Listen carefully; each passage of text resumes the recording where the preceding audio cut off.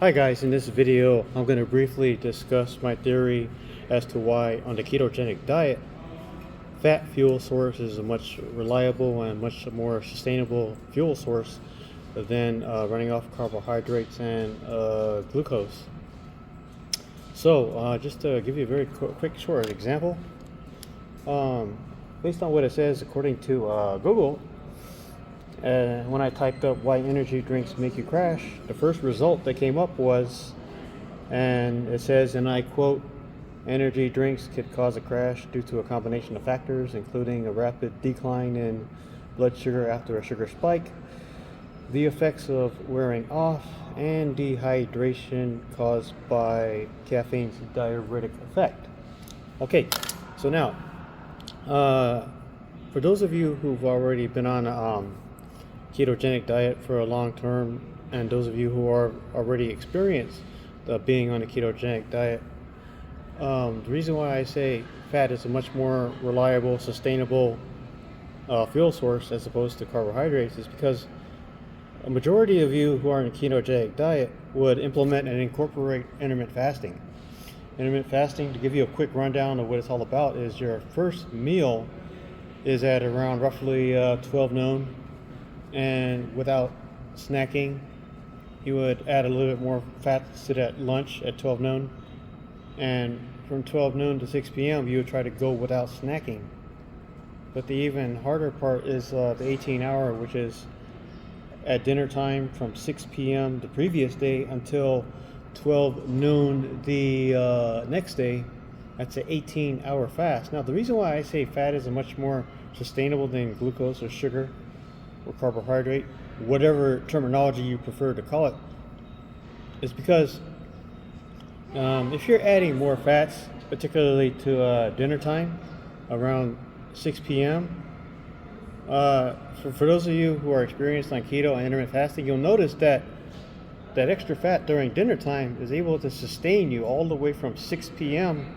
of the previous day all the way to 12 noon. So it's not only is it very helpful, but the fats, the butter, and the fats from meats, it's extremely versatile. Why? Because it keeps you satiated, it keeps you satisfied for 18 hours. Now, my question is very rhetorical. You compare that to substances or beverages such as energy drinks, like prominent brand names out there, like Monster Energy Drink, or even Red Bull Energy Drink. You'll notice that it gives this same effect, which I described according to Google research. It gives you a rapid decline in blood sugar after a sugar spike, and the effects of caffeine wearing off, and dehydration caused by caffeine's diuretic effect. I know that for a fact because that was a mistake that I made way back in 2008 when I used to work for UPS as a package handler, and every day I would drink these either, give or take, I would either drink a Monster Energy Drink or a Red Bull Energy Drink, which is extremely exponentially high in sugar and in caffeine. And trust me, I've been through the same experience. It gives you that short-term satisfaction, that rush where you feel good momentarily. Then after working for about 5 or 6 hours, because I was part-time at that time, you just feel absolutely terrible. Why? Because I could relate to the symptoms that Google described. I myself had a rapid decline in blood sugar after a sugar spike, felt the caffeine was wearing off, and even after I woke up from a nap, I just felt extremely terrible.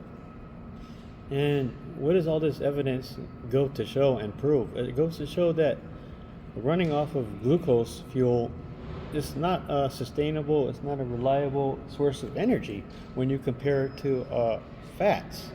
And that's the reason why I feel that it's extremely important that when you go on a ketogenic diet and you implement intermittent fasting, it's extremely important you go extremely low carbohydrates, and you try to rid your body of all these carbohydrates that you have in your system. That way you can finally get down to the goal line, the finish line, the touchdown. You finally want to get to where you're getting at, which is the fat. Because until you start tapping into your your fat storage, you could just forget about burning belly fat, because no matter how much cardiovascular exercise, or running, or jump roping, or interval training, or any type of intense exercise you're doing, no matter how much you're working out, and no matter how many hours you're putting into it, you're never going to touch that belly fat. Why? Because it's going to tap into whatever carbohydrates you have into your system first. So again, until you start burning off a majority of carbohydrates that you have built up in your system, you're never going to touch that stored fat. And once you start tapping into and start burning your own body fat, then you can start talking about burning belly fat and getting a much flatter stomach. Anyway, hope you guys enjoyed this video. Thanks for watching, and then leave a comment.